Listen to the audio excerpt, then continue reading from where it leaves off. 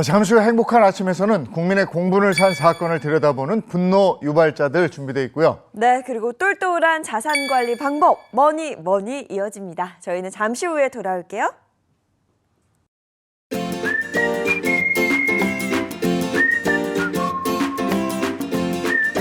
안녕하십니까. 행복한 아침 이재용입니다. 안녕하세요, 장예인입니다. 오늘은 12월 3일 화요일이고요. 생활고를 겪고 있는 서민들을 대상으로 정말 말도 안 되는 이자를 붙여서 갈취하는 이 불법 대부업자들, 악마라는 얘기를 많이 합니다. 네. 인간의 탈을 쓴 악마 이러는데 오늘 저희가 분노 유발자들에서 들여다보도록 하겠습니다. 네, 그리고 이어지는 뭐니에서는요, 장기 전세주택에 당첨됐는데 들어가야 할지 말아야 할지 고민이라는 한 가족의 사연을 준비해봤습니다. 과연 어떤 선택이 최선일지 잠시 후 소장님과 함께 이야기 나눠보도록 하겠습니다. 자, 화요일의 행복한 아침 본격적으로 시작합니다.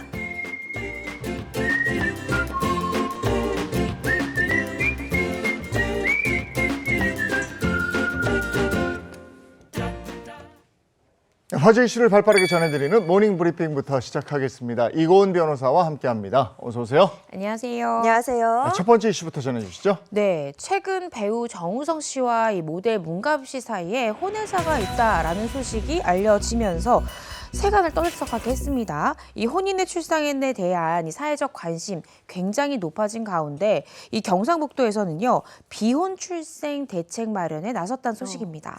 결혼은 하지 않고 아버지로서 책임을 다하겠다 이렇게 말을 해서 이 발언이 사회적으로도 굉장히 큰 파장이 불러일으켰는데요. 혼인 외 자녀에 대한 이 출생 대책 마련 어떤 이야기들이 오가는지 좀 궁금합니다.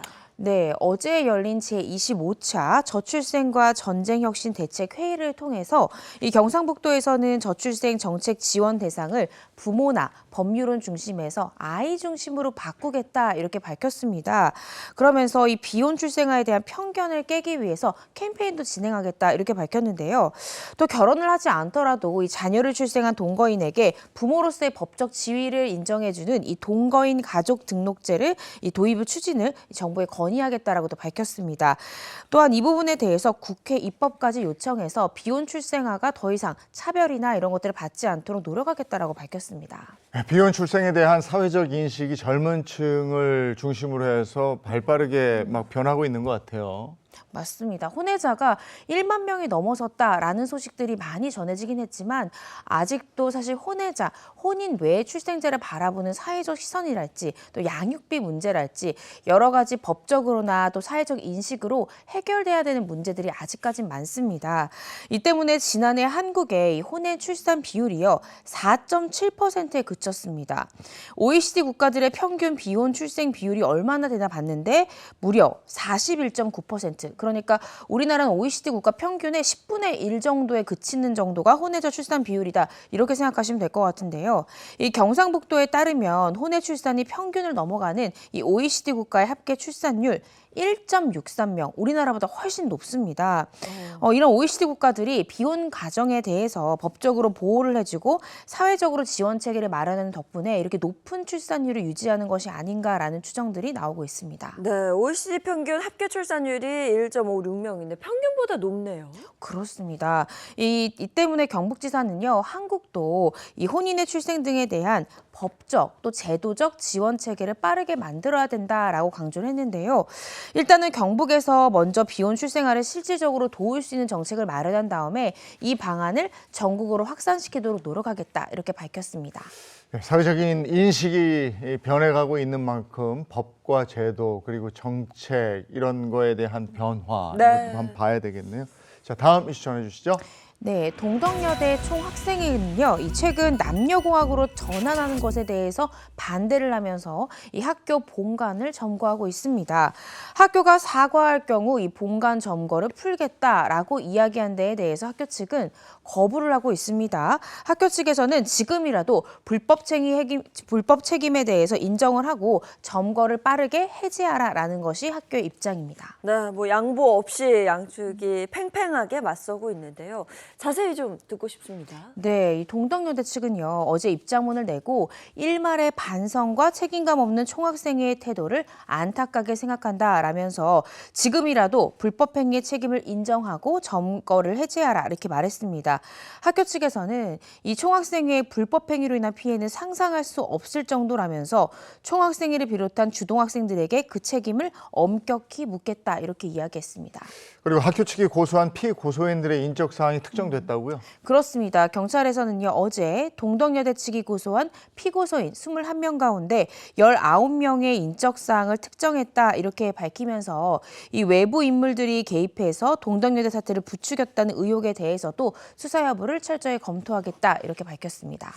이게 양쪽 다 대학의 발전을 위한 생각인데 서로 생각이 다른 거죠. 네. 안타까운 일입니다.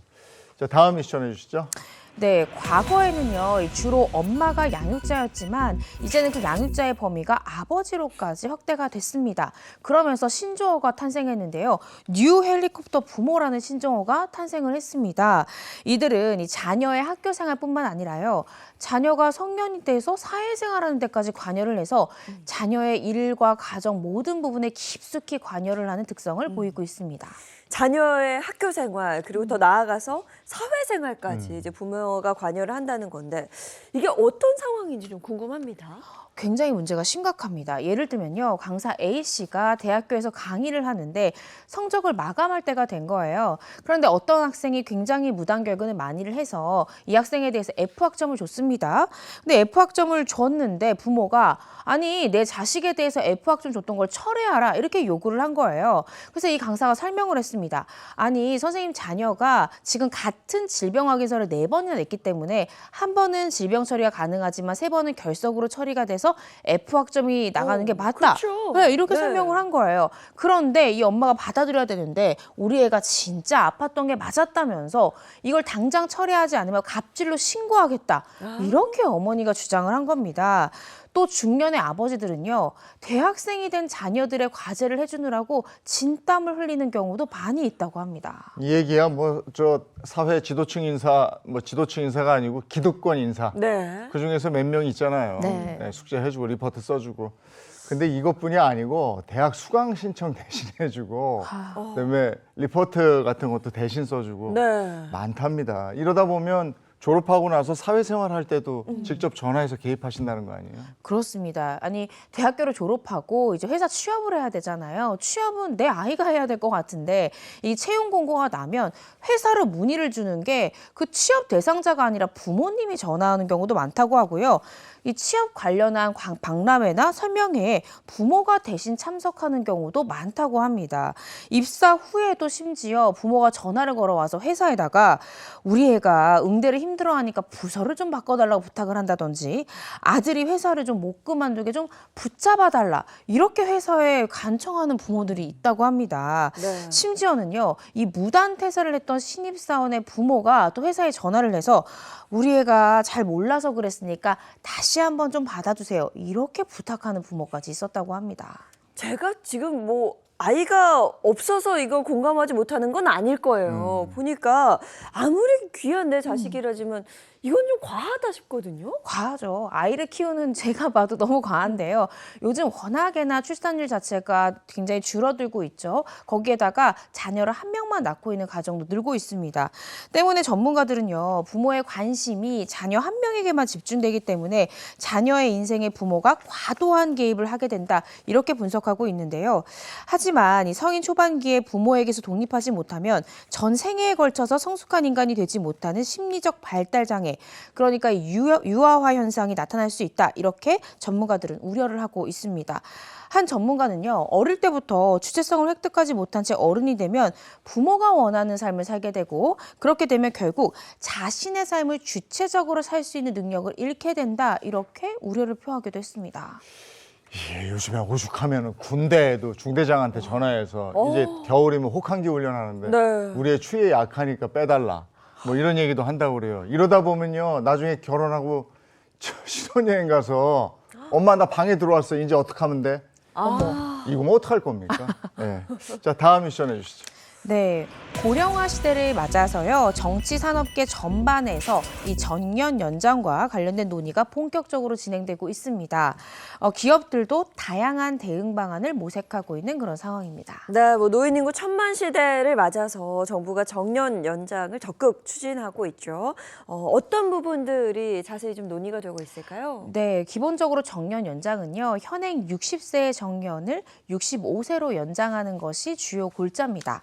하지만 인건비 부담이 큰 데다가 이 조직 내의 인사 적체가 심해지고 또 이 청년들의 신규 채용에 부정적인 영향을 끼칠 수 있다는 주장도 나오고 있는데요. 실제로 한국경제인협회가 의뢰한 조사에 따르면 65세로 정년이 연장될 경우 기업 부담이 한 해에 30조 2천억 원에 이른다라는 집계가 나오기도 했습니다. 이에 대해서 기업들은 어떻게 대응하고 있습니까? 아무래도 기업들 굉장히 또 부담감을 토로하고 있습니다. 높은 임금 부담 때문에 이 정년 연장을 부담스러워하고 있지만 이 기업 특성에 맞게 탄력적으로 운영할 수 있다면 어느 정도 수용할 수 있다라는 태도를 취하고 있는데요. 그 결과 이 기업 여건에 따라서 일률적 정년 연장, 또 퇴직 후 재고용, 또 임금 피크제 개시 연령 상향, 또 전문가 위촉 등 다양한 이 정년 연장 방안이 시도되고 있다는 소식입니다. 고령화 시대를 맞아서 고령 인구의 사회적인 활용에 대해서 구체적으로 좀 생각해 볼 필요가 있긴 한데 네. 청년층하고의 관계 이런 것도 또 잘 따져봐야 되겠죠. 뭐 하나 쉬운 일이 없습니다. 네. 자, 지금까지 이고은 변호사와 함께했습니다. 고맙습니다. 고맙습니다. 자, 오늘 날이 갑자기 추워졌습니다. 오늘 외출하실 때는 목도리에 장갑까지도 착용을 하시는 게 좋을 것 같은데요. 자세한 날씨 들어보도록 하겠습니다. 마지원 기상캐스터 나와주세요. 네, 상암동에 나와 있습니다. 어제까지만 해도 12월이 맞나 싶은 포근한 날씨였는데요. 밤사이 강한 한기가 밀려들면서 본격 겨울이 시작됐습니다.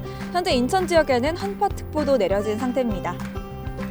어제보다 아침 기온이 크게 떨어졌습니다. 현재 서울의 아침 기온 영하 2도, 체감 온도는 영하 5.4도까지 떨어졌고요. 대부분 지역이 영하권을 보이고 있습니다. 급격한 기온 변화에 최근 내렸던 눈비가 얼어붙었습니다. 빙판길과 도로 살얼음이 나타날 수 있으니까요. 차간거리 넉넉히 두고 감속 운전해야겠습니다. 네, 찬바람 때문에 날이 종일 춥겠습니다. 오늘 서울의 낮 기온 4도, 청주도 6도에 그치겠고요. 어제보다 낮 기온이 10도씩 낮아지겠습니다. 오늘 전국이 막다가 차차 흐려지겠습니다. 밤부터는 서쪽 곳곳에 비나 눈이 조금 올 텐데요. 양은 각각 5mm, 1cm 정도로 많지는 않겠습니다. 네, 당분간 영하권의 아침 추위는 계속되겠고요. 서쪽을 중심으로는 눈비 소식이 잦겠습니다. 겨울의 초입에서 건강관리 각별히 유의하시기 바랍니다. 지금까지 날씨였습니다.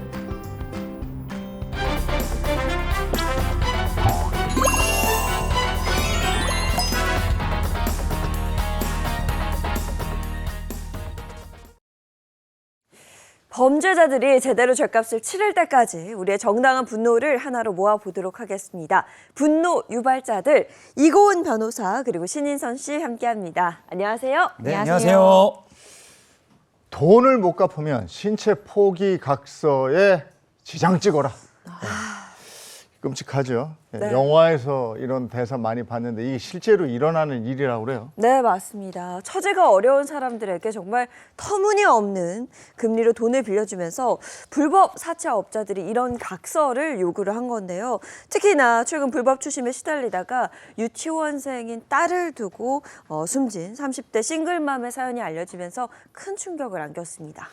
6살 난 딸을 두고 떠났습니다. 그 마음이 오죽했겠습니까? 네. 자, 오늘 분노 유발자들 주제 보겠습니다. 네, 분노 유발자 오늘의 주제입니다. 더 악랄하게 진화했다. 서민 울리는 불법 대부업입니다.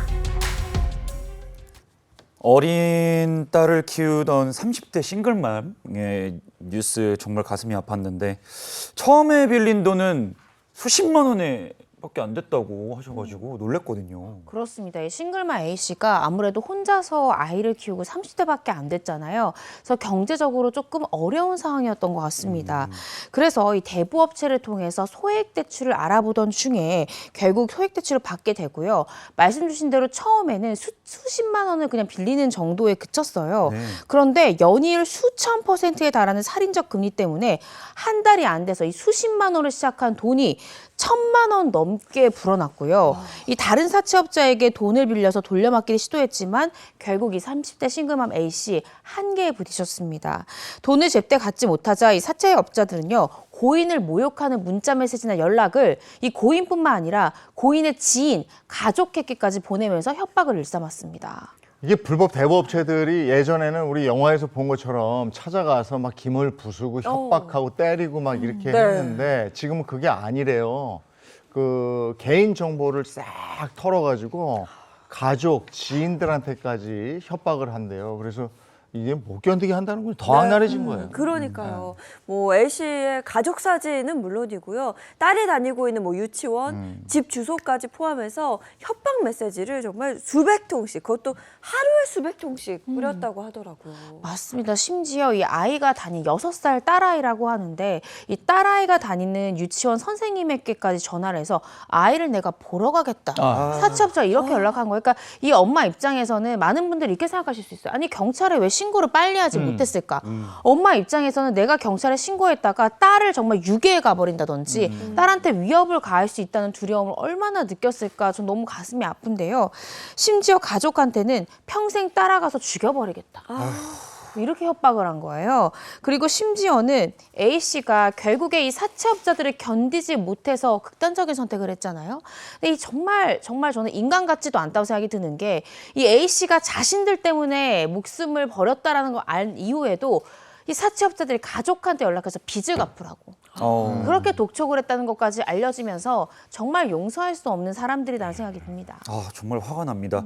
수십만 원을 빌렸는데 한 달 만에 이제 1,000만 원까지 돈을 갚아야 된다고 하니까 근데 그 돈이 있었으면 사채를 썼겠냐고요. 그러니까요. 이 괴롭힘을 견디다 못한 이 A씨는 결국 유서를 남기고 사망을 하고 말았습니다. 그 유서 내용 중에 그런 말이 저는 기억에 남더라고요. 6살 딸한테 다음에도 생이 나에게 주어진다면 네가 내 딸이었으면 좋겠다. 사랑한다. 아유. 이걸 남기고 그렇게 세상을 등졌습니다.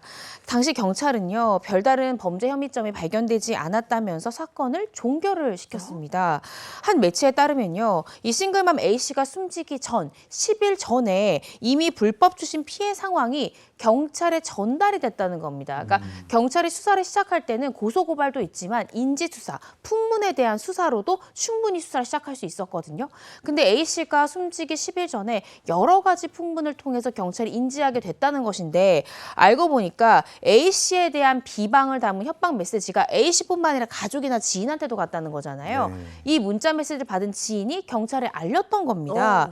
그런데 이런 상황에 대해선 A씨가 숨진 뒤에야 이 서울경찰청에 보고가 됐고요. 그 전까지 이 채무관계에 시달렸던 A씨를 보호하는 조치, 경찰은 그 어떠한 조치도 하지 않았습니다. 아니 이게 신고가 됐는데 별다른 혐의점이 발견되지 않았다. 이게 말이 됩니까? 경찰이 조금 일찍 나섰다면 이 아까운 목숨을 잃지 않았을 텐데. 그리고 이분의 절망감은 오죽했겠습니까? 이 사회 누구도 나를 도와주지 않는구나 라는 절망감이 이분을 6살 딸을 놓고 떠나게 하지 않았을까. 이래서 정말 마음이 아픈데요. 아휴, 이런 일이 또 일어나면 안 되는데. 근데 이게 진짜 답답한 게 피해 상황이 접수가 됐다는 거잖아요. 근데 왜 바로 수사에 들어가지 않은 거죠? 그러니까 경찰의 입장은 이렇습니다. 피해자가 직접 뭐 신고를 했거나 고소를 했다고 하면 피해 내용을 청취할 수 있으니까 바로 수사가 가능했지만 이 피해자의 지인이 이런 문자 메시지를 받았다. 내 지인이 굉장히 어려운 상황에 처한 것 같다. 이 정도로는 정식적인 수사를 시작하기가 어려웠다는 거죠. 그리고 이 부분에 대해서 풍문을 듣고는 측은 이 피해자에게 연락을 하려고 했지만 연락이 원활하지 않았다라는 게 경찰의 입장이긴 합니다. 그런데 당시 경찰은요, 이 불법 사금융, 그러니까 이 싱글맘 A씨가 겪고 있는 이 불법 사금융 특별 단속 중이었고요. 채무자에 대한 피해 사안 엄중히 우선적으로 수사하겠습니다. 이렇게 대대적으로 홍보를 하고 있었던 거예요. 그러니까 입으로는 그런 걸 하겠다라고 얘기하면서 실제로는 굉장히 그 유사 피해일 수도 있는 부분에 대해서는 연락이 닿지 않은 피해자 집에 찾아가 볼 수 있는 거 아닙니까? 그렇죠. 네. 그렇게 해서라도 적극적으로 수사했었어야 되는데 이 부분에 대해서 굉장히 안타깝다. 그러니까 피해자에 대한 제대로 된 보호 조치도 이루어지지 않았고요. 신속한 수사 전환도 되지 않았다는 점에서 경찰 수사에 아쉬움이 많이 남는 그런 사건입니다. 네, 아쉽게 뭐 한 발 늦긴 했습니다만 그래도 다른 피해를 막기 위해서라도 이 범죄자들을 빨리 잡아야겠는데 A씨를 협박한 이 삽채업자들 잡혔습니까? 아직 못 잡았습니다. 현재 어? 추적 중이고요. 빨리 잡아야 될 텐데. 근데 만약에 이 범인들이 잡힌다라고 하면 여러 가지 죄명이 성립할 것으로 보여집니다. 일단 대부업법 위반은 당연하고요. 협박죄, 또 채권의 공정한 추심에 관한 법률 위반 등등 굉장히 많은 죄가 성립할 것으로 보여지고 이러한 이 불법 사채업자의 독촉과 협박 때문에 피해자가 사망에 이르렀잖아요. 아마도 실제로 재판에 가게 되면 이 사채업자에 대해서는 실형이 선고될 가능성도 대단히 높다는 생각이 들고 이 방송을 만약에 보고 계신다면 정말 하루라도 빨리 자수하는 것이 살 길이다 이렇게 생각하셨으면 좋겠습니다. 네, 올해 10월까지 발생한 이 불법 사금융 피해 건수가요. 지난해 같은 기간보다 무려 58%나 증가를 했고요. 금융감독원에 접수된 불법 사금융 상담 또 신고 건수도 지난해보다 13% 이상 늘어났다고 합니다. 아무래도 고물가에 뭐 고금리에 대출 문턱은 더 높아지고 그렇죠. 네. 이러다 보니까 정말 생활고에 시달리는 서민들은 이 금융업체를 이용한다는 자체가 너무 큰 턱이란 말이에요. 네. 그러다 보니까 딴 데를 가고 이러다가 단돈 몇십만 원이 눈덩이처럼 불어나고 이렇더라고요. 네, 이 취약계층의 절박함을 이용해서 돈놀이를 하는 거잖아요, 솔직히. 정말 사람들의 절박함을 이용해서 사람들의 피를 뽑아먹는다라는 말이 생각날 정도로 이렇게 잔인하게 불법 추심범을 하는 사람들 정말 생각만 해도 화가 나는 것 같은데요. 심지어 작년에는요, 이런 일까지 있었습니다. 이 무등록 대부업을 통해서 5,700여 회에 걸쳐서 15억 원 상당의 불법 수익을 거둬들인 일당이 경찰에 적발됐는데요. 이들이 취한 폭리의 수준이 얼마인지 아십니까? 무려 연이율이 5,000%의 폭리를 취했습니다. 야, 이거. 연애 5,000%면 정말 천문학적인 이자를 받아 챙긴 건데요. 이 대부업체, 이 피해자의 진술을 바탕으로 이 사건을 재구성해봤습니다. 자, 갑자기 어려워진 형편에 급전 20만 원이 필요하게 된 B 씨, 인터넷에서 소액 대출 등의 광고를 보고 대출을 신청하게 됐는데요. 그런데 대출 조건이 조금 이상했다고 합니다.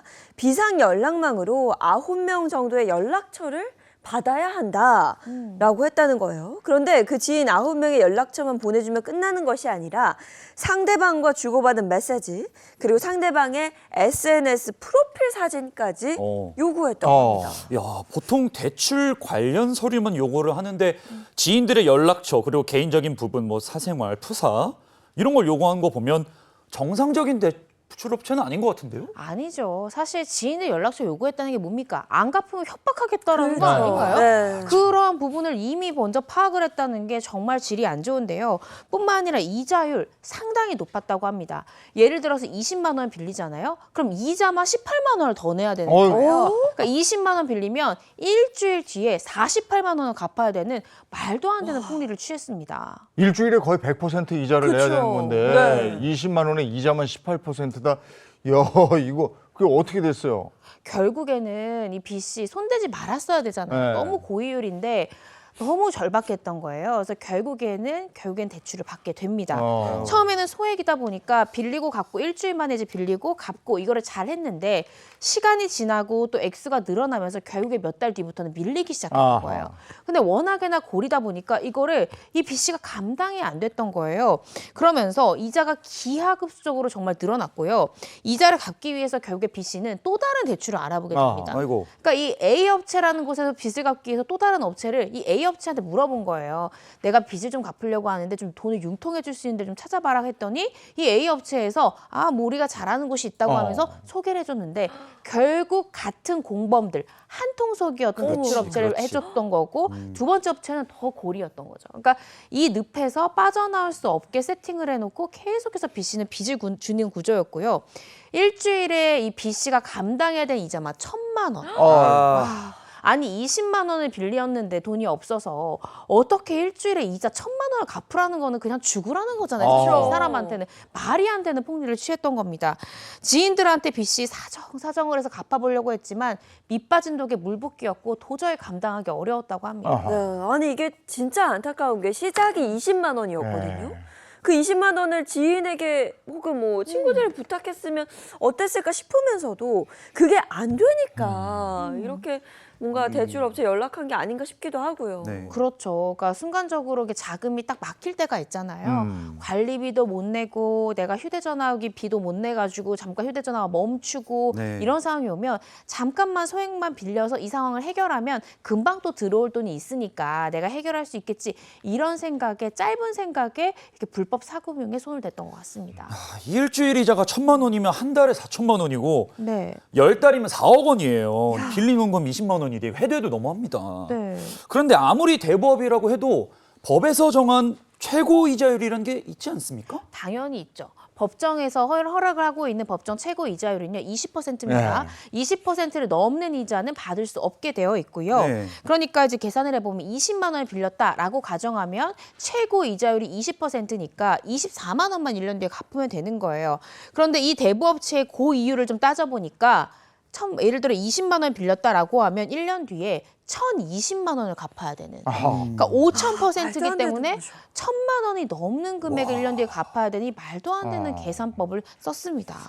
이자만 해도 이렇게 말이 안 되는데 대출금 상환이 조금이라도 늦어지면 여기에 대해서 또 연체료가 따로 붙었답니다. 이건 또 뭡니까? 시간당 연체료를 받았어요. 시간당 연체. 그러니까 이게 연 이율이랑은 상관없이 시간당 지체하면 시간당 연체료를 20만 원에서 30만 원씩 부과했던 거예요. 그러니까 이 B 씨가 시간 동안 얼마나 가슴을 졸였겠어요. 한 시간 지나갈 때마다 빚이 계속 연체료가 붙는 거니까요.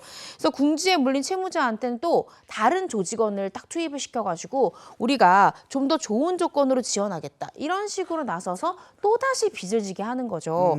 그러다 보니까 처음에는 20만 원으로 시작했던 B 씨의 대출 금액이요. 1년 만에 얼마로 불어났냐?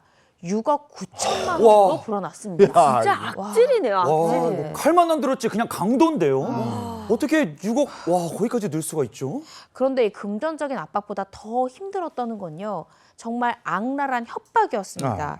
갓 태어난 아이들의 사진을 이 사채업자는 정말 갓 태어난 아이들의 사진까지 이 B 씨한테 보내면서 무자비하게 협박을 했고요. 처음에 20만 원을 대출받았을 때 9명의 지인 연락처를 받았다. 근데 제가 그랬잖아요. 이거 이용해서 협박하려는 거 아니냐 했는데 역시나 그 지인들에게까지 협박이 계속 이어졌습니다. 이 피해자는요. 극단적인 생각까지 했지만 이 갓 태어난 쌍둥이 아이를 두고 갈 수가 없잖아요. 이 아이들 생각을 하면서 삶을 포기할 수는 없었다고 합니다. 그런데 이 조직원에게 당한 피해자가요, 한두 명이 아니었다고 합니다. 불과 3, 4개월 만에 피해자들의 거래가 1,000건이 넘어갔다고 하고요. 피해 금액도 수억 원에 이르렀다고 합니다. 아 근데 돈 빌리는 분들도 너무 급한 마음은 알겠는데 이렇게 폭리를 취하는 말 그대로 혹시 사채인 거를 모르셨던 건가요? 이해가 안 되는데요. 그러니까 말씀을 드리면 대부업체도 타 관련 기관 국가에 등록되어 있는 정상적인 대부업체가 있습니다. 그러니까 일반 은행과 대부업체가 뭐가 달라 궁금하신 분이 있는데 네. 일반 은행과 달리 대부업체 같은 경우에는 여신 업무만 취급을 하는 게 대부업체입니다. 그런데 처음에 찾을 때는 정상적인 업체를 찾게 되는 거죠. 그런데 이렇게 대부업체로 연락을 돌리다 보면 그 번호가 불법 사금융과 연결되는 경우가 많습니다. 뭐야. 그래서 내가 연락했던 번호랑 나중에 전화를 안 받아서 끊고 기다리고 있으면 다른 번호로 전화가 오는 거죠. 그러면서 비공개 SNS 등으로 이 불법 사금융 업체랑 비대면으로 대출을 받는 그런 경우가 굉장히 많습니다. 네, 뭐 결국 8개월의 수사 끝에 이 조직 덜미를 잡히게 됐습니다. 범죄에 가담한 피의자만요, 모두 123명이었다고 하고요. 압수한 대포 통장 300여 개. 이게 다가 아니죠. 그 명세를 파악한 피해자가 1000명이 넘었다고 합니다. 네. 네, 이 총책 강 실장 같은 경우에는요, 범죄 수익금으로 전 이게 화나요. 서울에서요, 월세 1,800만 원짜리 호화 아파트에서 월세로 살고 있었고요. 거기에 고가의 외제차를 타고 다니면서 자수성가한 젊은 사업가 행세를 하면서 서울에서 그렇게 떵떵거리면서 살고 있었다고 해요. 경찰은 현금 1억 원을 검거 현장에서 압수를 했고요. 범죄 수익금 30억 원 상당을 추진 보전을 했습니다.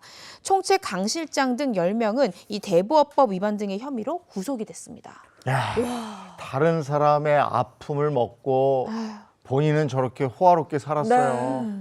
이거 엄하게 처벌했어야 되는데 형량은 어떻게 나왔습니까? 이 당시에 불법 대출 규모가요, 이 1,000억 원대로 추산이 됐고요. 그 중에 이 총책이죠, 강 실장의 수익은 한 300억 정도다라고 추산이 됐습니다. 그런데 법원은 그 300억 중에 37억만 불법 대출 규모로 인정을 했습니다. 왜냐하면 내가 불법 사금융에 피해를 입었어요라고 진술한 피해자의 숫자가 131명뿐이었어요. 아까 제가 말씀드렸잖아요. 피해자만 한 1000명 이상일 것으로 추산이 됐는데 실제 피해자라고 나서 진술한 사람이 131명밖에 그치지 않았습니다. 실제로 피해자가 신고하지 않고 굉장히 숨고 그렇게 하는 경우가 많기 때문에 실제로 발견하기가 굉장히 어렵다라고 경찰은 수사하면서 난항을 좀 얘기를 했고요. 근데 법원이 인정한 불법 대출 규모 37억 원이라고 봤을 때 이제 대출 원금 거기다 법정 이자율 제외한 15억만이 강 실장의 범죄 수익이다. 이렇게 법원은 봤습니다. 이를 바탕으로 강 실장에 대해서는 징역 8년, 벌금 5천만 원, 또 범죄 수익 추징 6억 6천만 원 정도가 선고가 됐습니다. 참 이게 근데 실질적으로 이 사람 수익이 300억이라면서요. 8년 살고 나와서 떵떵거리면서 먹고 살 수 있는 거 아닙니까? 아니 그 사이에 돈을 어디로 빼돌렸을지 맞아. 아무도 모르는 거거든요, 사실. 근데 그 돈 때문에 뭐 사람의 목숨이 왔다 갔다 했는데 보니까 징역 8년? 이것도 좀 아니지 않나 싶어요. 그러니까요. 그런데 더 안타까운 게 항소심에서 또 감형이 됐습니다. 감형됐다고요? 심지어 그러니까요. 재판부는 뭐라고 얘기했냐. 이들의 범행 죄질 불량하고 죄책이 무겁다라고 지적하면서도 2심에 이르러서는 이 총책들이요, 피해자랑 합의를 한 거예요. 뭐 수백만 원을 주고 합의한 뭐 피해자도 있고 수천만 원, 수억을 주면서 합의를 했기 때문에 이 부분을 고려한다고 했는데, 아니 지금 범죄 수익이 1,000억 원인데 불법으로 추진되는 게 뭐 6억밖에 안 되는데 그럼 수억 주고 저 같아도 합의할 것 같습니다. 그렇게 해서 감형을 했는데, 감형을 하고 나서의 선고 형량을 좀 살펴보면요, 이 강 실장에 대해서는 징역 7년 8개월에 벌금 5천만 원을 선고했고요. 같은 금액의 범죄 수익 추징을 명령했습니다. 또 강 실장과 함께 재판으로 넘겨진 서의사한테는 원심과 같은 징역 4년, 벌금 4천만 원 등을 선고를 했는데, 이들이 사실은 사람들을 울린 금액에 합당한 형량인가? 저는 조금 이해가 되진 않습니다. 이러니까 국민의 법감정과 실행하는 법이 너무 괴리가 심해요. 네. 이 뭡니까 이게? 이 사람이 죽고 막 이 돈 때문에 이러는데 이렇게 큰 돈을 버는 사람은 뭐야? 이거 5천만 원 벌금? 그리고 감형되고. 잠깐 뭐 한 7년 살다가 나와요. 그러면 지나가다가 그 사람 보는 사람은 기절하죠. 기절해. 정말 당한 사람. 이게 뿐만 아니고요. 코로나19로 어려움을 겪는 소상공인을 대상으로 돈놀이를 하던 불법 대부업체도 검거가 됐는데 2000년 이후에 이게 가장 큰 불법 사채 피해 사건으로 주목받는 사건이에요. 피해자가 무려 7,900명. 엄청나요. 네, 이 사건을 자세히 좀 살펴보도록 하겠습니다. 자, 2021년 11월 서울, 부산 등 전국에서 이 미등록 대부업체 8곳을 운영해 400억 원대 불법 대부업을 한 혐의로 40대 총책 최모 씨 등 일당 46명을 검거했습니다. 화면을 보시면요, 이 경찰이 그들의 사무실에 습격해 금고를 열자 그야말로 뭐 돈뭉치가 쏟아졌고요. 다른 방에서는 개당 수백만 원이 넘는 명품 가방이 가득했습니다. 뭐 초호화 외제 차량과 요트까지 이들이 사들인 것으로 밝혀졌습니다. 외제차 요트. 저 요트로 때리고 싶다. 근데 저게 근데 다 자영업자들에게 피 같은 돈을 다 이렇게 해가지고 사들인 거잖아요. 그러니까요. 근데 이 범죄자들이요, 이 호화로운 요트 타려고 면허까지 땄다고 해요. 특히 이들은 코로나19 사태로 힘들어진 자영업자, 소상공인들이나 또 이 미취업 청년들을 대상으로 타겟해서 이런 범행을 벌였다고 합니다. 이들은 대부분 인터넷 대부 사이트에다가 정상적인 대출을 신청했지만 자격 조건이 미달이 돼서 대출을 못 받고 있는 이 취약계층을 노려서 이러한 범죄를 했던 겁니다. 근데 이게- 소상공인들 돈 뺏. 정말. 예. 답답하죠. 네. 근데 불법 대부업을 3번이나 위반했는데 고작 벌금 몇백만 원 이렇게 하니까 당연히 범죄를 계속 저지를 수밖에 없죠, 그분들. 그러니까요. 이게 총책을 딱 검거를 했는데 이미 대부업법 위반으로 벌금을 3차례나 받았던 거예요. 아니 근데 수백억 원을 그렇게 했는데 제가 지금 비속어가 나올 뻔했거든요. 해서 이렇게 드셨는데 예. 어떻게 벌금 3번으로 끝날 수 있습니까? 그러니까요. 그러면 저 같아도 정말 이런 불법 대부업 해볼까 이런 생각이 들죠. 그런데 이번에 또다시 4번째 범행을 했던 것이 드러났던 겁니다. 경찰에서 아까 보셨던 그 호화로운 그 부산에 되게 유명한 저기가 주상복합 오피스텔이거든요. 거기를 압수수색해보니까 현금 총 3억 원 이상이 압수가 됐고요. 구속된 총책 소유의 자동차와 부동산 임차보증금 등 이 7억 4천여만 원에 대해서 기소 전 이 추징보전을 신청을 했습니다. 그런데 제가 아까 말씀드렸듯이 몇백억 수익을 거둬들였는데 고작 뭐 몇 억 정도 추징보전 된다고 하면 과연 이게 합당한 처벌일까? 이런 사람들은요, 아예 사회로부터 영구 격리, 무기징역까지도 진짜 고려해야 되는 거 아니냐. 이 법정형 자체가 정말로 높아져야 된다 생각이 듭니다. 네, 정말 그 지푸라기라도 잡고 싶은 절박한 마음을 가진 사람들을 이용한 악질 범죄거든요. 사채 이자를 제때 갚으려면서 임신 중인 여성을 폭행한 그런 사건도 있었습니다. 네, 피해자 C씨는요, 2003년 2월에 사기를 당해서 돈을 날린 거예요. 그러니까 남편한테 너무 미안하잖아요. 그래서 남편한테 말을 못하고 결국에 남편한테 비밀로 한 채 사채를 쓰게 됩니다. 그러자 피의자 송씨가 C씨의 아파트, 이 피해자 C씨의 아파트를 찾아가서 월 10% 이자를 주기로 하고 빌려간 돈 250만 원에 대한 이자를 제대로 갚을 것을 요구하면서 사채 쓴 사실을 당신 남편한테 알리겠다 이렇게 협박을 했습니다. 그러면서 정말 임신 8개월 차인 C씨를 성폭행까지 했습니다. 임신 아, 8개월 차인. 앞으로 2년간 월 70만 원씩 갚겠다는 내용의 각서까지 강제로 쓰게 한 혐의까지 받고 있습니다. 근데 이 사람은 사람이 아니라 네. 짐승이에요, 짐승. 네. 근데 이게 사채를 빌려 쓴 건 물론 잘하는 일은 아니겠습니다만 그렇다고 죽을 죄를 지은 건 또 아닌 것 같은데 근데 경찰에 좀 신고를 하면 도움을 받을 수 있지 않을까요? 그런데 아까 말씀드렸듯이 이 사람들이 지인 연락처 9명 거 받고, 그러니까 이 피해자의 약점이 될 만한 이 개인정보나 그 부분을 잡고 물고 늘어지는 거예요. 그래서 왜 이런 사금융을 받을까 많은 분들이 의아하실 텐데 사실은 신용등급이 좀 낮고 일반 은행이나 여신업체에 가게 되면 제대로 대출을 받을 수 없는 취약계층을 노린다라는 게 이러한 사금융의 특징이거든요. 그러다 보니까 돈을 못 갚아서 독촉당하는 거는 뿐만 아니라 지인들에게 협박하죠. 본인한테 협박하니까 이걸 못 견디는 겁니다.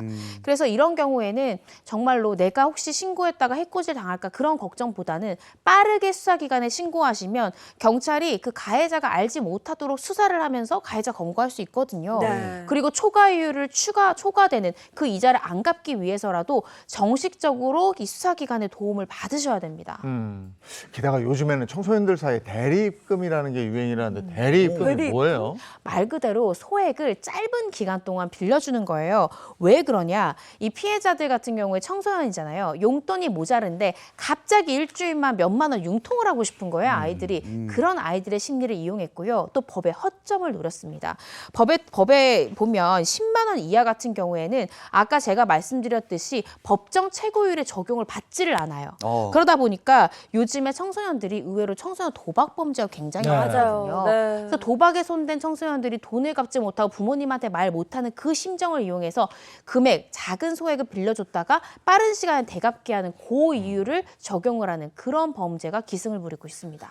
요즘에 도박에 중독된 청소년들이 많다는 뉴스를 봐왔는데 그러다 보니까 사채까지 저절로 네. 자연스럽게 손을 대게 되는군요. 그렇습니다. 이 청소년들이 처음에는 얼마 안 되니까 가벼운 마음으로 대리입금을 이용했는데 나중에는 아까 시간당 연체료, 여기선 지각비라고 하더라고요. 애들한테 아이고. 쓰는 거는 지각비 명목으로 계속 연체료를 붙여서 아이를 협박을 하는 거예요. 부모한테 알리겠다라고요. 그러다 보면 결국 이 아이들이 범죄자로 이어지는 경우도 발생을 합니다. 네, 실제로도 사례가 있습니다. 대리 입금을 했다가 범죄자가 된 청소년이 있었는데요. 중학생인 이 D군 지난 3월 불법 도박을 하다가 1,600만 원을 잃었습니다. 돈을 되찾아야겠다는 생각에 대리 입금을 해준다는 SNS 글을 보고 20만 원을 빌렸지만 연체료 명목 등으로 400%가 늘어난 100만 원을 갚아야 하는 상황이 됐는데요. D군의 이 부모에게까지 협박 전화가 걸려왔습니다. 돈을 마련하려고 전전긍긍하던 D군, 결국 오토바이를 훔쳐 돈을 마련하려다가 소년원으로 보내졌습니다. 이제는 하다 아이들 학생들 돈까지 이래가지고 불법 사채 시장에 그냥 발을 들이고 네. 그 늪에서 빠져나오지 못하게 한 거 아니에요? 정말 안타깝습니다. 네. 근데 이제 이게 솜방망이 처벌에 그치는 게 현실이라서 더 큰 문제가 되는데요. 지난해 이 채권추신법 위반 사건 1심 판결 78건 가운데 징역형 실형 선고가 13건에 그쳤다고 합니다. 아, 이거 국가 차원에서 뭔가 강력한 제재가 확실히 필요해 보입니다. 근데 이 처벌도 네. 아까 우리 보니까 굉장히 약하고 네. 또 그 전에 벌어놓은 돈이 상당해서 그 돈을 전에 어디 보니까 좀 무슨 배추밭에 묻든지 뭐 이러고 그 다음에 이 법꾸라지 방법을 제대로 알려주는 또 네. 비싼 수임료 지불하고 솔직히 얘기해서 네. 예? 그런 변호사들 쓰고 이러니까 그냥 법꾸라지처럼 빠져나오게 되는 거잖아요. 그러니까 내가 범죄를 저질러서 받는 형이나 벌보다도 그 처벌보다도 내가 가지고 있는 돈이 훨씬 많으니까 그렇죠. 그냥 저질러 버리는 거 아니에요? 네. 맞습니다. 사실은 이런 사람들 때문에 한강까지 갈까 고민하는 피해자들까지 느는데 과연 그들의 범죄에 정말 상응하는 처벌 수위인지 그리고 추징의 범위도 더 넓어져야 되는 것이 아닌가 싶습니다. 결국 돈 때문에 이런 범죄를 저지른 자들한테 돈으로 응징해야겠죠. 그래서 국회에서는요. 이 법정 최고이자율의 2배 이상으로 약정한 경우에는 그 이자에 관한 약정만이 아니라 약정 전체를 무효화시키는 법안을 발의를 했습니다. 그래서 채권자가 아예 그냥 이렇게 고리로 약정을 할 경우에는 원금도 반환을 못하도록 하는 그런 입법안을 국회에서 발의를 했고요.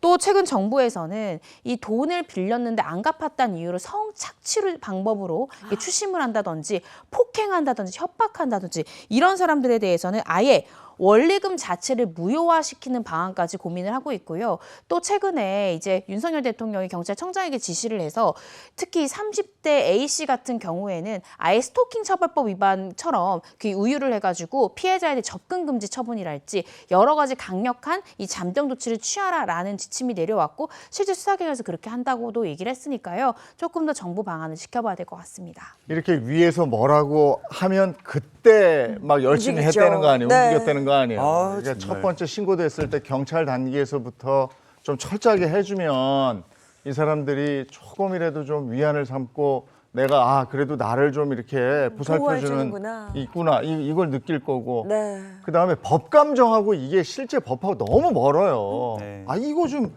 맨날 분노 유발자들 보면요 이 죄 지은 사람도 밉지만 이렇게 솜방망이 처벌하는 사람들도 정말 밉거든요.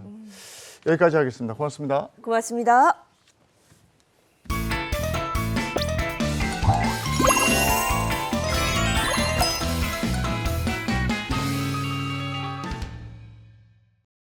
네, 행복한 아침 함께하고 계신 지금 시각이 8시 13분을 향해 가고 있습니다. 이번에는 돈 얘기 좀 하겠습니다. 머니 시간입니다. 네, 오늘은 어떤 사연을 만나볼지 또 기대되는데요. 우선 오늘의 고민부터 전해드릴게요. 오늘의 고민은요. 장기 전세 주택에 당첨됐습니다. 오. 라는 사연입니다. 그러면 들어가 사시면 되지. 좋은 거 아닌가요? 뭐가 네. 고민인가 싶은데 예, 김현우 소장과 얘기 나누겠습니다. 어서 오세요. 네, 안녕하세요. 네, 안녕하세요. 안녕하세요. 반갑습니다. 소장님 되게 기분 네. 좋은데요? 장기 전세 주택 오랫동안 전세로 살 수 있는 주택 말하는 것 같은데 이거 나라에서 공급해 주는 걸로 알고 있거든요. 네, 그렇습니다. 좋은 거 아닌가요? 그렇습니다. 일단 당첨됐다라고 한다면 떨어졌습니다보다는 좋은 얘기잖아요. 그럼요. 이 장기전세주택 같은 경우에는 무주택 세대주에 한해서 최대 80%까지 저렴한 금액으로 2년 단위 재계약 통해서 20년 동안 거주할 수 있는 주택인데요. 요즘에 특히나 전세 사기다 보다 이제 걱정이 많으시잖아요. 이거는 이제 뭐 나라에서 공급하는 것 없다 보니까 나라가 집주인인 거죠. 그러니 이제 전세 사기 같은 우려도 없고요.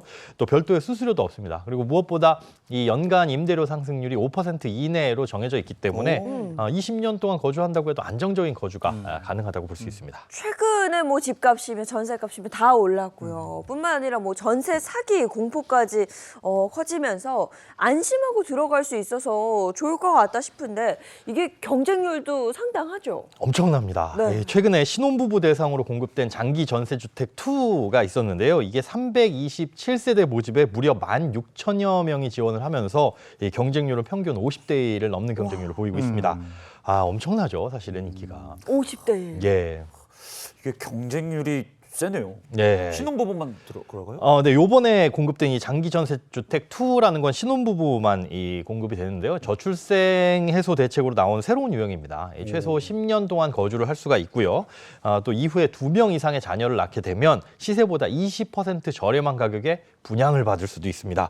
일반 장기 전세 주택 같은 경우에는 따로 경쟁률이 지금 집계가 되지는 않았지만 사실상 매번 나올 때마다 거의 이 경쟁률은 1대1을 초과하는 그런 상황이거든요. 그러니까 인기는 여전하고요.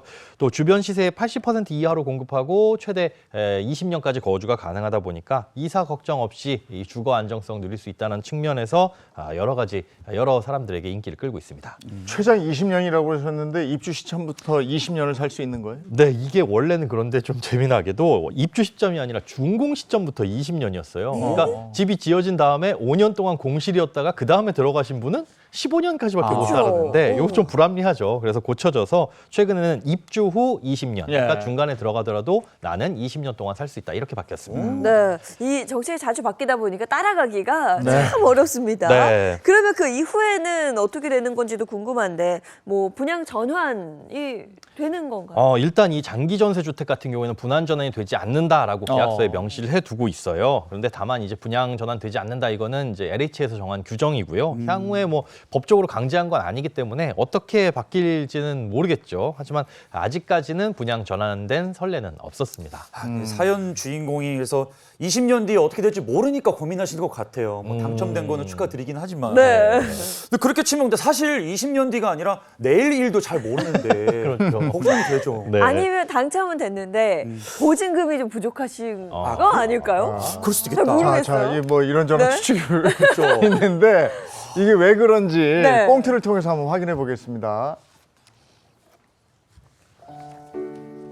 아이 셋과 함께 평범하게 살고 있는 40대 가장입니다. 아이들이 커가면서 아늑하게 느껴졌던 집이 좁고 불편하게 느껴져서 고민이던 차에 장기 전세 주택에 당첨이 됐습니다. 그런데 입주하는 것을 두고 아내와 의견 차이가 생겼습니다. 장기 전세 주택으로 이사를 가게 되면 대출을 받아야 하기 때문이죠. 나는 초등학생이다. 아빠, 우리도 드디어 방 3개짜리 넓은 집으로 이사 가는 거야. 너무 좋아. 아이 신난다. 그래. 우리 인선이 방도 내가 만들어 줄게. 아싸, 아빠 화장실도 2개지? 아이 그럼. 그럼 나 책상도 사고, 침대도 사고, 컴퓨터 책상도 사고, 침대도 사고 하는. 아니 잠깐 여보 왜 그래? 나 좀 봐. 왜? 이쪽으로 좀 와봐. 왜? 아니 나 설마 될까 싶어서 말 안 했는데 덜컥 그 당첨되고 나니까 나 좀 걱정이 돼서 그래. 우리 입주하려면 대출도 엄청 많이 받아야 되는 거 알고 있지? 아이 받아야지 뭐 어떡해. 아니 지금 살림도 빠듯한데 이거 갚으면서 살 수 있는 여력이 되겠어? 그냥 몇 년 더 아껴서 차라리 조그만 집이라도 사는 게 어때? 한 5년쯤 뒤에? 아이 애가 저렇게 좋아하는데 헛바람 놓고 안 돼 어떻게 해? 아니 어떻게 그래? 여보 냉정하게 생각해. 대출 받아서 뭐 내 집 사는 것도 아니잖아. 전세로 들어가는데 이게 뭐가 달라지냐는 거지. 아니 왜 달라지는 게 왜 없어? 인선이 방 생기지. 애들 저 등하굣길 더 안전하지. 학교 아니야. 가깝지. 나는 잘 모르겠어. 진짜 모르겠어. 그렇게 큰 집으로 가고 싶으면 요즘 그 분양 전환 임대주택 뭐 이런 것도 있잖아. 그거는 어때? 아니 뭐 그거는 덜컥 또 당첨이 된대. 이 아파트 경쟁률이 얼마나 높아졌는지 알잖아. 입주권이 나왔는데 이걸 포기하란 얘기야? 아니 대출을 1억이나 받으려니까 나 진짜 한숨 나와서 그래. 어떻게 갚어? 잘 들어봐봐. 지금 우리 저 집 주변 시세보다 싸게 있는 거 알지? 근데 이거 앞으로 더 올려달라고 그럴 거 아니야. 그러니까 당장 다음 계약갱신 때 어차피 대출 받아서 보증금 올려줘야 되잖아. 근데 이사를 그래 해야 되긴 해. 그 말 맞아. 근데 나 뭐 어쩌면 좋아. 나 모르겠어. 아휴, 저라고 뭐 알겠습니까? 물론 내 집 사서 가는 게 가장 좋겠지만 생활비도 빠듯한 마당에 현실적으로 어려운 상황이거든요. 이번에 당첨된 장기 전세 주택을 포기하자니까 이게 너무 아까운데 내 집에 미련을 못 버리는 아내를 보니 임대 후 분양 전환되는 아파트에 넣어볼까 고민의 연속입니다. 아, 이거 진짜 아이고. 고민 되실 것 같아요. 와, 장기 전세에 당첨은 되셨는데 막상 들어가려고 하니까 대출 많이 받아야 되고 네. 이런 게 그렇죠. 부담스러운 상황인 것 같아요. 그러니까 아내 입장에서는 대출을 받아서 내 집을 사는 게 아니라 전세로 갈 거면 그냥 이대로 살자는 아하. 건데 이제 다달이 대출금을 상환해야 되는 상황이거든요. 그렇다고 해서 내 집이 되는 것도 아니고. 네. 맞아요. 아니, 적은 확률로 어. 막 우리 뭐죠 로또처럼 네. 당첨돼가지고 고민하는 게 너무 안타깝네요. 근데 처음에 말씀해 주신 것처럼 20년 살고 나와야 되니까 내 집이 또 아니잖아요. 그렇죠. 네. 아니 근데 그 집에 있든 이 집으로 들어가든 어. 대출은 해야 되는 것 같아요. 그렇죠. 아니 그리고 인선이가 얼마나 좋아해 자기 방 생긴다고. 아, 그 집이 내 집이었어야. 그러니까 이걸 어떻게 해? 예? 어떻게 해야 돼요? 아, 이게 비용 면에서만 본다면 주거비가 얼마나 지출되는지 비교해서 싼 곳으로 가는 게 정답이겠죠. 이 사연을 보면 지금 현재는 주거비에 이 주거에 들어가는 비용이 전혀 없는 상태인데 이사를 가게 되면 대출을 받음으로 인해서 그 이자를 부담해야 되는 상황이잖아요. 그럼 당연히 뭐 대출 이자가 얼마든지 간에 비용이 발생하는 거니까 비용 발생 안 하는 쪽, 그러니까 지금 현재 거주하는 곳에서 그대로 사는 게 경제적으로는 유리하겠죠. 그런데 말씀하신 것처럼 현재 살고 있는 집의 이 시세가 주변보다 한 10% 20% 싸다고 하거든요. 그리고 네. 앞으로 인상 가능성도 얼마든지 있고 또 아이들도 셋이나 되는데 얘네들이 커가면서 이제 방도 더 필요할 거고 그러니까 현재 주거 상태도 불안한 상황은 맞습니다. 그러니까 이게 뭔가 확실하게 딱 결정을 하기가 지금 어려운 거예요. 일단 아내분은 사연을 보니까 열심히 모아서 빠르면 5년 뒤에 내 집을 장만하자 이렇게 말씀하셨거든요. 네, 남편은 이제 당첨된 장기 전세 주택에 가고 싶으신 거고 이 집 수입 지출 상황부터 좀 알아봐야 될 것 같아요. 네. 현재 상황을 좀 알아보죠. 자, 현재 상황 한번 보도록 하겠습니다. 40대 부부와 초중학생 자녀 3명, 다자녀예요. 외벌이 소득 450만 원이고요. 현재 전세 거주 중입니다. 전세 보증금 1억 5천만 원, 금융자산 5천만 원 있습니다. 그리고 한 달에 150만 원씩 저축을 하고 계십니다. 야, 외벌이인 상황에서 5인 가족인데 한 달에 150만 원을 저축하고 있어요. 아우, 훌륭하십니다. 오, 너무 잘하고 네. 계신 것 같아요. 엄청나게 훌륭합니다. 그런데 문제는 이 150만 원 저축액이 언제까지 이어질 수 있느냐인 겁니다. 그러니까 향후 뭐 5년, 10년까지 가더라도 참 길게 유지를 하시는 건데 아이들이 지금 초등학생, 중학생이잖아요. 이거 커가면서 교육비 늘어나게 되면 사실 150만 원씩 저축하는 거 유지 못할 수가 있거든요. 그리고 이 돈을 전부 다 모은다고 하더라도 이 5년 뒤에 집을 매매하려면 어차피 또 대출을 받으셔야 됩니다. 근데 소장님은 그러니까 조금 5년 뒤에 매매하는 상황이 좀 어렵다 보시는 거네요. 그렇습니다. 5년 뒤에 얼마나 돈이 모여있느냐에 따라서 다르겠지만은 지금 사나 사실 그때 가서 집을 사게 되나 별반 차이가 없을 수 있습니다. 사실 네. 그때는 지금보다 생활비 지출이 더 늘어날 가능성이 높거든요. 대출을 받을 여력은 지금보다 많지 않겠죠.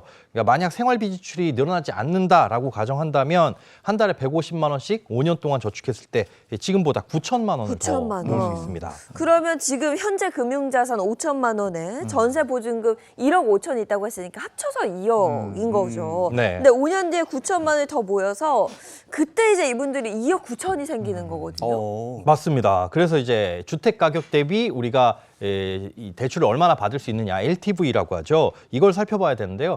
LTV는 주택을 소유하고 있느냐, 또 어느 지역의 집을 사느냐 이거에 따라서 좀 달라지는데 일단 무주택자가 비규제 지역의 주택을 살 경우에는 최대 80%까지도 가능합니다. 근데 일반적으로 뭐 70%라고 보고 있으니까 예를 들어 주택 가격이 5억 원이다라고 한다면 70%인 3억 5천만 원까지는 대출을 받을 수가 있는 거죠. 지금 이 가정의 경우에는 LTV를 고려하면 6억 6천만 원까지 대출을 받아서 9억 5천만 원 정도 되는 집을 살 수도 있지만 여기서 또 걸리는 게 있습니다. 뭐 걸리버 여행교예요? 자꾸 걸려요. 아니, 편하게 이제 좀 해줘요. 외벌이기 때문에 소득 때문에 대출이 안 나올 수도 있다는 거죠. 그렇습니다. LTV뿐만 아니라 DSR 규제도 봐야 되는데 이 총 대출 상환액이 연간 내 소득에서 얼마나 차지를 하느냐 이 비율이 바로 DSR인데요. 이걸 따져보자면 6억 6천만 원 대출은 사실상 불가능합니다. 현재 소득이 그대로 유지된다고 가정을 했을 때 지금 이금융권에서 대출을 받으면 DSR 50%, 그러니까 내 소득 대비 원리금 상환액이 절반 정도까지 정도까지는 대출을 받을 수가 있거든요. 그렇게 계산하면 이분들의 경우에는 5억 원이 지금 대출 최대치예요.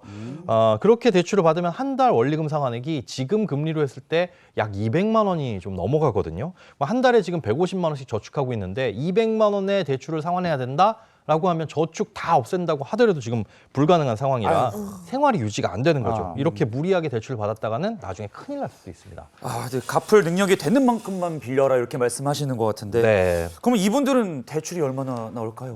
지금 150만 원씩 저축하는 걸 전부 다 대출 상환으로 돌린다라고 하더라도 3억 정도의 대출이 최대치로 보입니다. 그러면은 지금 대출을 받아서 뭐 5억 원 정도의 집을 살 것이냐, 아니면 5년 뒤에 9천만 원을 더 모아서 5억 9천만 원 되는 집을 살 것이냐, 요 두 중에 하나를 선택하는 문제가 되는 거죠. 네. 아내는 일단 지금 대출을 받아서 전세로 가는 건 좀 아닌 것 같다는 입장인데요.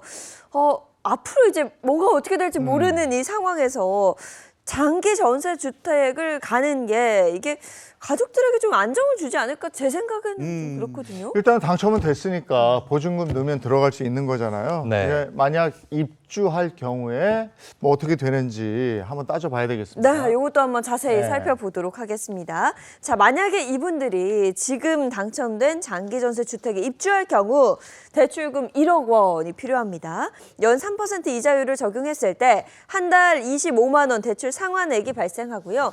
그러면 1년 뒤에는 300만 원 추가 지출이 생기는 거죠. 그리고 최장 20년을 살고 나오면 보증금 2억 5천만 원이 손에 남게 되겠습니다. 아, 20년 지나고 나면 또 집을 구해야 되는 상황이 있는데 네. 일단 선택의 연속입니다. 야, 이거 2년마다 이사를 안 다녀도 좋은 게 장기 전세주택이고 어쨌든 근데 또 내 집은 또 아니고 그렇죠. 그 뒤를 생각 안 해볼 수가 없잖아요, 소장님. 맞습니다. 네. 근데 이 장기 전세 주택에 입주하고 나서도 네. 뭐 좋은 집이 나오면 내 그 돈에 맞게 나오면 그거 매매할 수도 있는 거고 그렇죠, 그렇죠. 또 한번 저 청약에 도전해 볼 수도 있고 이런 거 아닙니까? 네, 맞습니다. 장점이라고 한다면 중간에 뭐 집주인이 나가세요 이런 얘기 안 들어도 된다는 것과 그다음에 시세에 맞춰서 뭐 보증금을 크게 올려주지 않아도 된다는 거, 이런 불안 요인이 없다라고 보시면 되는데요. 사실 그 불안 요인 제거 비용이 한 달에 이 이자 비용이 25만 원이다 이렇게 생각을 하시면 좋을 것 같습니다. 근데 매매했을 경우에는 한 달에 갚아야 하는 대출 상환액이 200만 원이 넘었었잖아요. 네. 근데 거기에 비하면 월 25만 원은 이게 저축액을 조금 줄이고 수용 가능한 수준이 아닐까 이런 생각이 드는데 그냥 저축한다는 생각으로 뭐 전세 보증금은 내 돈이니까 이게 훨씬 나을 것 같은데요. 어쨌든 내 집이냐 내 집이 아니냐에 따라서 이게 차이가 있긴 있어요. 그래서 이제 돈을 좀 더 내고 내 집을 사느냐 이런 고민도 있을 것 같은데 근데 소득이 정해져 있으니까 네. 5년 후라고 그래도 매매가 만만치는 않을 것 같은데요. 맞아요. 네. 아이들은 점점 커가고 그렇죠. 3명이나 되고. 그리고 더 큰 집 또 언제 한번 가보겠습니까? 네. 가보고 싶고 그럼 대출이 또 필연적이고 또 내 집으로 가려니까 월에 200만 원 이상 내야 되고 부담을 좀 줄이려고 하니까 또 내 집은 아니고 저 같으면 제가 아들 좋아했으니까요. 네. 아들 역할이니까 저는 장기 전세를 좀 갔으면 좋겠습니다. 이사하신다. 저도 마찬가지로고요. 아니 지금 딱 따져봤을 때 월 지금 대출 상환 200만 원 이상 내는 것보다는 25만 원 내고 아들 인선이도 행복하고 이게 낫지 그래요. 않을까 싶어요. 맞아요. 집도 새 집일 테고. 그쵸. 크고. 근데 이제 내 집을 갖고 싶은 거는 있을 텐데 그걸 일단 들어가시고 들어간 다음에 이제 플랜을 짜서 내 집 장만하시고 이러면 좋겠어요. 네, 이 집은- 인선이도 커서 돈 좀 벌고 빨리. 이렇게 이제 세 분의 의견이 치열한 게 사실은 집을 지금 사냐 아니면 5년 뒤에 뭐 사냐 이것도 딱 모을 수 있는 금액 내에서만 살 수 있는 거거든요.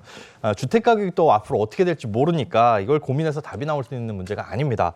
또 모을 수 있는 돈이 지금은 한 달에 150만 원이지만 애들 커가면서는 150만 원이 쪼그라들고 50만 원이 될 수도 있는 거거든요. 네. 장기 전세로 가느냐 안 가느냐는 일단 25만 원 더 내고 이 주거 안정성 그리고 그 외에 이제 좀 넓은 집에서 사는 이런 편안함 이런 측면만을 두고 이 선택을 해보시는 게 좋을 것 같습니다. 네. 근데 아까 꽁트에서 사실 잠깐 말이 나왔었는데 아내가 이렇게 말했어요. 장기 임대 후 분양 전환이 되는 주택. 네.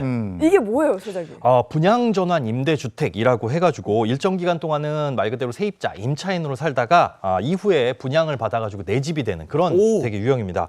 이 LH 같은 곳에서 분양하는 이 공공 임대 후 분양 전환이 있고 민간에서 시행하는 민간 이 분양 임대주택이 있습니다. 근데 요즘에 이거 말 많던데 사기 얘기도 있고. 맞습니다. 지금 말씀하신 그 사기 얘기는 사실 공공 부문은 아니고요. 민간 임대 후 분양 전환 아파트에 대한 대한 얘기인데 이거 조심하셔야 됩니다. 이 사기 행위라든가 아니면 사업 추진 가능성이 전혀 없는데도 불구하고 이 임차인을 모집하는 행위들이 있거든요. 민간이 공급하더라도 공공의 지원, 자금 지원을 받고 공급한다 그러면 여러 가지 규제가 있어요. 무주택인 사람들만 뽑아야 된다 뭐 이런 규제들이 있는데 그렇지 않고 공공자금 지원 안 받고 민간이 하는 그냥 순수 100% 민간이 하는 경우에는 거의 대부분을 자율에 맡기고 있거든요. 근데 이런 과정에서 지금 사기가 발생하기도 하는데요. 예를 들어 사업진행 의사라든가 그런 의도가 전혀 없음에도 불구하고 일단 임차인 모집해가지고 계약금만 받고 사업 승인 받지 못했습니다. 뭐 사업이 무산됐습니다. 이러고는 그 받은 계약금은 사업 추진비에 전부 썼습니다. 그래서 뭐야? 돌려드릴 돈이 없네요. 하고 예, 끝내버리는 이런 식입니다. 사업 진행 의사가 없는데 임차인은 이거 사기예요. 그렇습니다. 오. 실제로 얼마 전에 대구에서 100억 원이 넘는 규모의 이 민간 임대주택 사기 사건이 발생을 했거든요. 이 협동조합형 민간 임대주택이라는 거였는데 이게 어떤 식이냐면 이 시행사가 조합을 세워가지고 조합원을 모집하고 그 조합원이 낸 계약금으로 이 아파트를 짓는 이런 분양하는 방식입니다. 오. 이런 형태 같은 경우에는 사업이 지연되게 되면 이 예상치 못한 분담금 이런 것들을 또 조합원들이 내야 되는 상황도 있어서 계약을 질질질질 끌고 가다가 결국에는 사업이 무산될 때까지 못 버티고 나가시는 분들도 있습니다. 그 지역 주택조합도 그런 식으로 해서 좀 조심하라는 말이 있었잖아요. 맞습니다. 사실 그 지역주택조합과 동일한 구조예요. 그런데 그냥 이 임대라는 것, 요게 다른 거거든요. 이 차이점은 아파트가 지어지면 조합원이 바로 집주인이 되는 게 아니라 10년 동안은 임차인, 세입자였다가 그 이후에 분양 전환이 된다는 건데요. 작년 이맘때쯤 대구에서 이렇게 임차인, 조합원을 모집을 했다가 사업이 무산되면서 피해를 입은 계약자들이 이거 사기다라고 고소를 했거든요. 그런데 그 이후 거의 1년이 지나서야 이 검찰에 송치되고 대표가 구속이 됐습니다. 왜 그랬냐? 이 사기였다라는 걸 입증하기가 굉장히 어려웠거든요. 근데 여기 말고도 구속을 해보니까 이런 사업장이 11곳이 더 있고요. 와. 고소가 접수되지 않는 곳까지 합치게 되면 피해액이 200억 원이 넘을 것으로 추산이 되고 있는데 이미 이 시행사, 회사 통장이라든가 대표, 주변 지인들까지 이 계좌에 돈이 거의 남아있지 않아서 사실상 피해 금액을 돌려받기가 어려울 것으로 보입니다. 아 이거 분노의 발작 다시 하는 것 같아요. 사기꾼들 정말. 이공 변호사님 아, 어디 계세요? 아 근데 이거 이 조합원을 모집하는 단계에서 좀 걸러질 수는 없는 건가요? 그랬으면 참 좋겠는데 이게 이 민간 임대주택 특별법의 맹점이에요. 이 협동조합형 민간 임대주택의 이 사업 추진 이 절차를 보면 최초 사업 계획을 추진하는 단계에서 이 발기인을 모집하고 그 이후에는 토지 사용권을 80% 이상 확보한 뒤에 지자체에 신고하면 조합원을 모집할 수 있는데요. 이 발기인 모집 단계에서는 아무런 규제가 없습니다. 그러다 보니까 뭐 예비 조합원, 예비 임차인 이런 이름으로 사람들을 모집했다가 여기서 받은 계약금은 어떻게 쓰든지 간에 사실상 이 법의 허점 그 안에 있는 거죠. 에이, 참. 근데 이번 대구 사기 사건은 조합까지 설립했다면서요? 네, 이 조합 설립 시 토지의 사용권을 80% 이상 확보해야 된다 이런 요건이 있는데 이 토지 사용권이라는 건 토지 소유권하고는 전혀 다른 개념입니다. 그러니까 주민들의 동의만 받으면 되는 거거든요. 토지 소유주의. 그러다 보니까 그 동의를 받은 것들로 이 계약이 이 조합원들을 안심시키고 계약금을 받고 이 계약금으로는 뭐 홍보비, 대행비, 홍보관 운영비 이런 걸로 쓰다가 사업이 무산됐다 이러고 그냥 끝내버린 겁니다. 현재 진행되고 있는 모든 이 협동조합형 임대주택이 이런 구조인데 법적으로는 사실 전혀 문제가 없기 때문에 이 지자체에서도 조심하세요라는 안내밖에는 할 수가 없는 상황입니다. 근데 사실 저 같은 일반 사람들은 그냥 꼼짝없이 당하는 거예요. 그냥 뭐 이게 좋다더라. 그 말만 듣고 들어갔다가 맞아. 정말 큰일 날 수도 있거든요. 근데 일반 사람들은 이게 뭐 사기인지 뭔지 잘 몰라요. 전혀 알 수가 없어요. 그리고 네. 인터넷에 버젓이 광고를 하기 때문에 그래서 어떻게 조심하셔야 되냐? 일단 해당 지자체에 이 사업계획 승인이 났는지 반드시 확인을 하셔야 됩니다. 사업계획 승인이 나지 않았다면 그야말로 그냥 저기다 집을 한번 지어볼까요? 라는 계획만 갖고 있는 거거든요. 그런데 또 한 가지 사업계획 승인이 났다고 해서 100% 안심을 할 건 아닌 게 그 다음에도 변수가 있을 수 있습니다. 이 10년 후 분양 전환이라고 했잖아요. 근데 이 분양 전환을 어떻게 할지는 이 사업 주체에 100% 맡기고 있거든요. 그러니까 최근에 있는 사례를 보면 일단 임차인인데 이 10년 후에 분양 전환을 하기 위해서는 매매 예약금을 내라 그러면서 몇억 원씩 요구하기도 했어요. 그런데 이 집이 내 집이 아니다 보니까 담보대출도 안 나오고 돈을 융통하기가 상당히 어렵습니다. 그래서 분양 전환 조건이 어떻게 되는지도 꼼꼼히 살펴보셔야 됩니다. 그러면 나라에서 하는 분양 전환 공공 임대주택 이거는 어때요?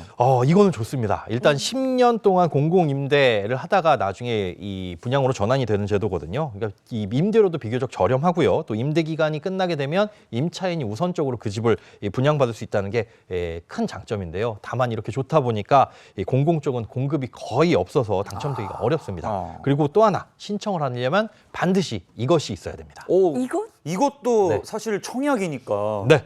오. 청약 통장 먼저 만들어야 되잖아요. 오, 눈치 빠릅니다. 맞습니다. 어허허. 청약 통장이 반드시 필요합니다. 그렇죠. 그래서 단점이라고 한다면 이 공공 분야, 공공 임대주택에는 이 당첨이 됐을 때 5년 동안은 그 세대에서 이 다른 곳에 청약을 할 수가 없어요. 그러니까 신청을 하실 때 반드시 주의가 필요합니다. 아, 여기도 한번 넣어보고 다른 아파트, 분양 아파트도 청약을 넣어볼까? 이게 안 된다는 거죠. 그리고 소득과 자산 기준도 좀 까다롭습니다. 일단 소득 기준을 보시면 전년도 도시근로자의 평균 임금의 이 몇 퍼센트 일정 비율 이내여야 한다는 이런 조건들이 달려 있거든요. 그리고 일반 공급 또 특별 공급, 뭐 노부모 부양 특별 공급이냐 아니면 생애 최초냐 다자녀냐 이런 공급 요건들이 다 다르기 때문에 이 어떤 기준을 내가 충족하고 있는지 미리 알고 좀 도전을 해보셔야 될 것 같고요. 네. 또 자산 기준 같은 경우에는 보유 부동산과 자동차 이런 것도 따집니다. 보유 부동산 같은 경우에는 이 자산가액이 2억 1,550만 원 이하여야 되고요. 자동차는 3,780만 원 이하여야 되니까 요즘 전기차 보조금 받아서 싸게 사지만 그 차량 가격이 비싸잖아요. 이런 거 사면 여기에 당첨이 안 될 수도 있습니다. 그럼 어쨌든 아파트 청약이라고 생각하면 될 것 같은데 당첨이 되면 보증금하고 월세 내고 살면 되고 살다가 분양을 받게 되는 거죠? 네, 그렇습니다. 짧으면 5년, 뭐 길면은 10년 뒤에 분양을 받을 수 있는데 분양 전환 당시, 그러니까 10년 뒤에 감정 평가액에 따라서 이 기존 납부한 보증금을 빼고 나머지 금액만 내게 되면 이제 내 집으로 전환할 수 있게 됩니다. 그럼 그동안 냈던 월세는 어떻게 되는 거예요? 월세는 사실상 없어지는 돈이에요. 이 월세는 상관이 없고, 그런데 만약에 이제 이분들이 계속 이 집에서 살겠다가 아니라 전세든 뭐 분양주든 임대주택이든 뭐 이사를 가겠다라고 한다면 뭐 매달 전세자금 대출에 대한 이자를 내느냐 아니면 월세를 내면서 거주하다가 분양 전환을 받느냐 요 차이점이라고 보시면 될 것 같아요. 근데 이게 보증금 많이 내면 월세 좀 적고 네네. 맞아요. 보증금 조금 이러면 월세 좀 많고 이거 조정 가능하잖아요. 맞습니다. 공공임대주택도 마찬가지인데요. 임대보증금 100만 원 단위로 보증금을 늘리면 월세 줄어들고 반대로 이제 보증금을 좀 적게 하면 월세가 늘어나는 이런 구조니까 여기에 따라서 그럼 월세를 내시면 될 것 같습니다. 네, 당장 부담해야 하는 그 비용만 좀 생각을 해본다면 장기 전세 같은 경우에는 매달 이제 대출금이 나간다. 또 분양 전환 임대주택은 월세가 나간다. 이렇게 생각하면 되겠군요. 네. 전세냐 월세냐 그 선택하고 내 집이 되느냐 네. 이게 좀 중요한 것 같아요. 자, 대충 이제 윤곽이 잡혔으니까 소장님의 솔루션 한번 보죠. 네, 솔루션 결과 바로 공개하겠습니다. 자, 우선 당첨된 장기 전세 주택에 입주하는 걸 추천드립니다. 그렇게 되면 1억 원의 대출을 받아야 하고요. 월 25만 원 상환금이 생깁니다. 하지만 지금 살고 있는 주택이 향후에 오를 가능성이 크기 때문에 이 정도 이자는 감수하는 게 낫겠다는 의견인 거죠. 그러면서 분양 전환 임대주택 청약에 도전해봐라는 조언이 또 있습니다. 당첨이 되면 장기 전세 주택의 보증금 2억 5천만 원에 금융자산 5천만 원으로 보증금 및 월세를 조정할 수 있는 상황입니다. 이 장기 전세 요거 20년 동안 보증금 올려줄 걱정 뭐 이런 거 안 해도 되는 거겠죠? 그렇습니다. 법적으로는 뭐 연간 임대료 상승률 5% 이내라고 정해져 있긴 한데요. 이게 서민들을 위한 주거 정책이다 보니까 아직까지는 올린 사례가 없다고 합니다. 그러니까 오히려 지금 주거보다도 주거 안정성은 훨씬 더 뛰어나다고 볼 수 있겠죠. 장기 전세 주택에 입주를 하더라도 계속해서 뭐 청약이라든지 이런 거 도전을 하실 수가 있고요. 또 이게 세 자녀다 보니까 다자녀 특별 공급 여기에도 좀 도전을 해볼 수 있으니 지금으로서는 일단 장기 전세 주택으로 들어가시는 게 가장 최선의 선택으로 보입니다. 이게 내 사람 마음이 또 어떻게 변할지는 몰라요. 그리고 주변에서 막 집 맞아요. 막 올라가면 그때 샀어야 되는데 막 이럴 수도 있는 건데 네. 지금으로서는 가장 합리적인 방안이 이게 아닌가 싶어요. 네, 맞습니다. 사실 뭐 우리는 내일 어떻게 될지도 몰라요. 네. 이 급변하는 주택 시장에서 참 그 부분이 답답하긴 한데 현재 가족의 상황에 가장 딱 맞는 선택을 하시는 게 좋겠습니다. 아이 거기서 행복하시면 그게 최고입니다. 최고입니다. 네. 그건 진짜예요. 네. 아파트값 오르는 것도 좋지만 거기서도 불행한 사람 많아요. 네. 오늘 고맙습니다. 네, 고맙습니다. 아, 네, 오늘 날이 참 춥습니다. 날씨 바로 알아보도록 하죠. 마지연 기상캐스터 나와주세요. 네, 상암동입니다. 찬바람이 불어들면서 날이 급격히 추워졌습니다. 시민들의 달라진 옷차림이 겨울의 시작을 실감하게 하는데요. 저도 대기하다 보니 귀가 시려서 귀마개를 착용했습니다. 어제보다 아침 기온이 큰 폭으로 떨어졌습니다. 현재 서울은 영하 2.3도, 체감온도는 영하 6도까지 떨어졌는데요. 인천 지역에는 한파특보까지 발효됐습니다. 급격한 기온 변화에 최근 내렸던 눈비가 얼어붙을 수 있습니다. 빙판길과 도로 살얼음이 나타나는 곳이 있으니까요. 출근길 안전 운전해야겠습니다. 찬바람 때문에 날이 종일 춥겠습니다. 오늘 서울의 낮 기온 4도, 청주도 6도에 그치겠고요. 어제보다 낮 기온이 10도씩 떨어지겠습니다. 오늘 전국이 막다가 차차 흐려지겠습니다. 밤부터는 서쪽 곳곳에 눈비가 조금 올 텐데요. 양은 각각 5mm, 1cm 정도로 많지는 않겠습니다.